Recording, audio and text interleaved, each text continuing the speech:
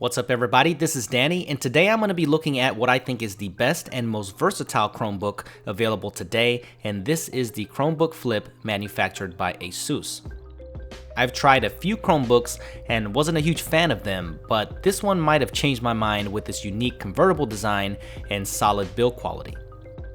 This is available now starting at $249, and I have the higher end model here at $279, which I highly recommend because it gives you double the storage at 32 gigabytes and double the RAM at 4 gigabytes. So not much here in the box besides some documentation and the power brick for charging.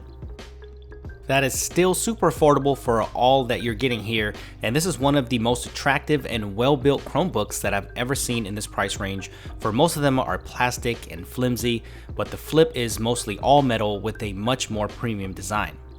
And you get plenty of ports and connections too. You get a 3.5mm headphone jack, a micro SD card slot, two USB 3.0, and a micro HDMI capable of 1080p output to a monitor.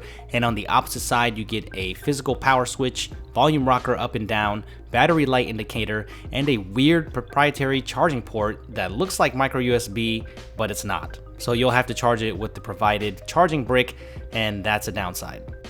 The bottom has 4 rubber grips for stability on a table, and there's 2 speakers on the bottom which sound decent, but they can sound a bit tinny. Now this thing is extremely portable and lightweight. It's a little bit less than 2 pounds, so you probably won't even notice it in a backpack. I mean, you can take this thing anywhere. The keyboard is full size, but due to the small form factor here, it can be a little bit cramped. The key travel is really nice though, and its chiclet style design makes it easy to type, but you'll have to get used to the size of the keyboard before you can get good at it. If you have small hands, this could get easy to get used to, but if you have huge hands, then this is something that you have to think about before purchasing. The Flip features a HD webcam for video chats, and it handled them just fine without any kind of choppiness. The bezels are pretty thick all around, but the good thing is that the display is really thin, giving this an overall thin and lightweight design, and the chamfered edges and the curve toward the hinge really give it a beautiful design flair. The Chromebook gets its Flip name for a good reason, for you can flip the display backwards to instantly turn it into a tablet. I found this function to be useful at times, especially when web browsing and researching, and if you're worried about the keyboard or trackpad activating accidentally, don't, because they are inactivated in this mode, but you will have to get used to the feel of the keyboard on your hands, and it could be a weird feeling at first, but you do get used to it eventually. This design makes the Flip possibly the most versatile device when consuming media. You can have this thing tented up like this and prop it up wherever you want, or you can have it lay flat on a surface like this if you still want to access the physical keyboard and not the on-screen keyboard, or you can just prop it up like this to be able to interact with the touchscreen, and the hinge is strong enough to withstand touch input, so don't worry about that at all. You can also use it the traditional way and it works well, but the lightweight form factor can be a little bit of a wobbly mess on your lap, and the speakers have a higher chance of getting covered this way.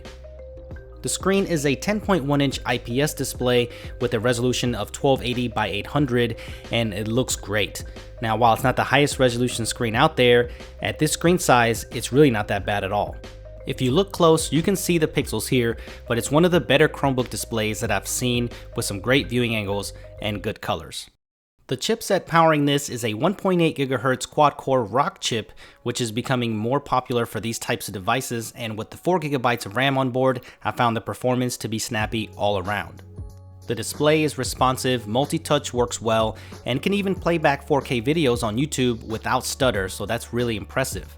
Now, I've used this thing to watch all my media throughout the day, and the battery life on this thing is insane. I was able to get about 7 to 8 hours of continuous use, and if you moderately use it throughout the day, you may be able to go 3 or 4 days without even charging it. If you're not familiar with Chrome OS, this is not your typical computer. So if you're looking for a computer that you can install regular programs to, this is not a regular PC. This thing boots up in a matter of seconds, super fast.